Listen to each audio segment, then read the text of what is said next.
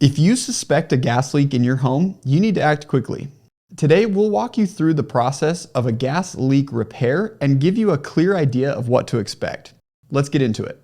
First, it's important to understand that the duration of a gas leak repair can vary based on a few factors. These include the location of the leak and the severity and type of repair needed.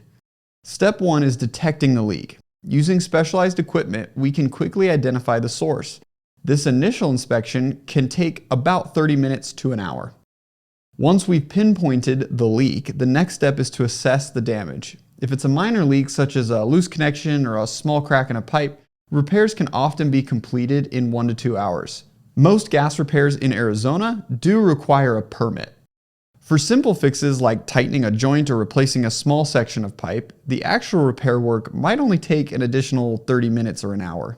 However, if the leak is more severe, or if there's significant damage to the gas line, or even with the line being underground, the repair could take longer.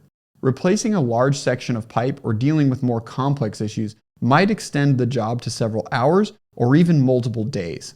After the repair, we always conduct a thorough safety check to ensure everything is secure and there are no more leaks.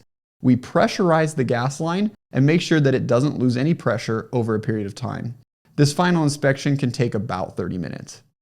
So in summary, a straightforward gas leak repair can be completed in as little as 2 to 3 hours, while more complicated repairs may take multiple days. Remember, safety is our top priority, so we never rush this process. If you suspect a gas leak in your home, don't hesitate to call a professional immediately. It's better to be safe than sorry. If you found this video helpful, give it a like and subscribe to our channel for more home owning tips. We'll see you in the next video.